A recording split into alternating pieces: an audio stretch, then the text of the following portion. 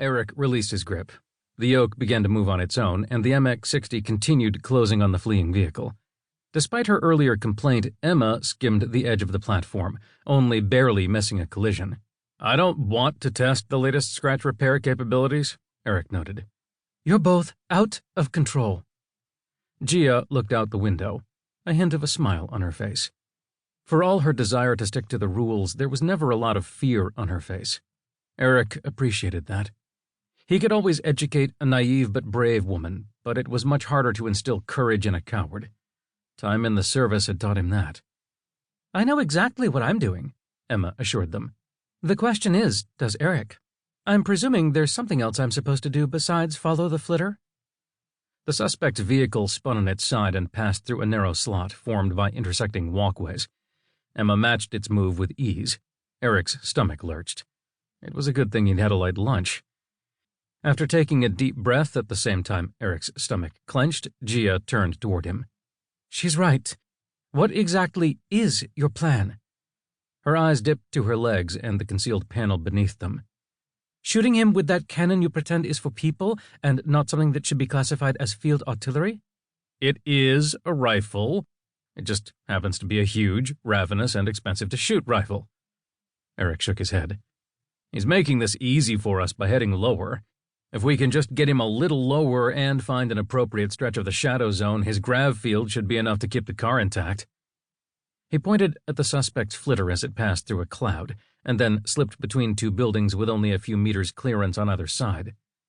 Bravery could easily turn into stupidity. A soft grunt escaped his lips as the MX-60 again matched the maneuver. Gia's smile slowly faded. Concern, not fear, filled her eyes. "Please, tell me you're not going to jump." The thought had not occurred to him, but that didn't mean he couldn't pursue the idea for fun. Eric shrugged. "Why not? I did it plenty of times in the army." "Wearing an exoskeleton, with grav boots probably," Gia pointed out. "You haven't lived until you've done an orbital drop in a pod. The exoskeleton won't save your ass if the pod's breached," Eric explained.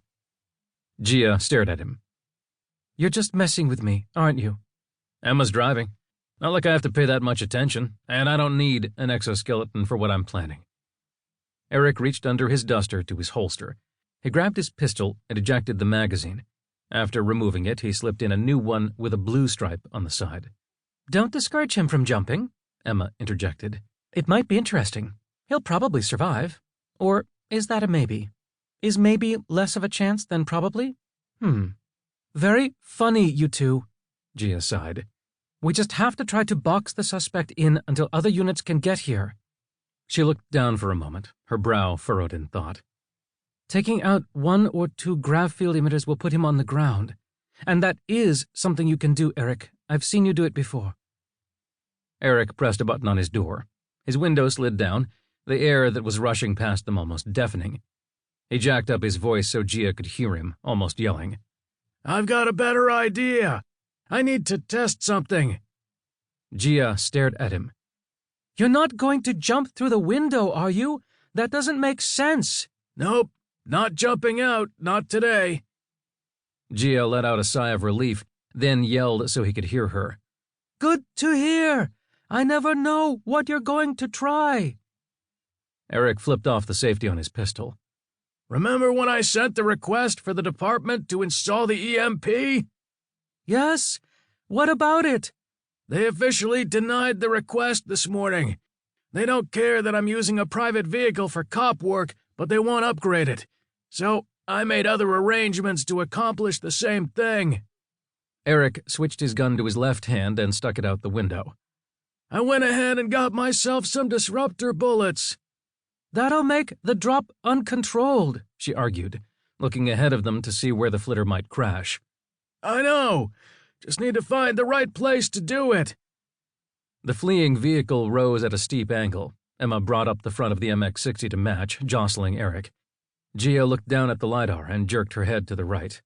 "The backup is here!" 3 black and blue patrol flitters approached in tight formation in the distance, spinning red and blue lights on the top. Having someone actually show up when called was nice, compared to when Eric had started at the NSCPD. But if they didn't bring the suspect down soon,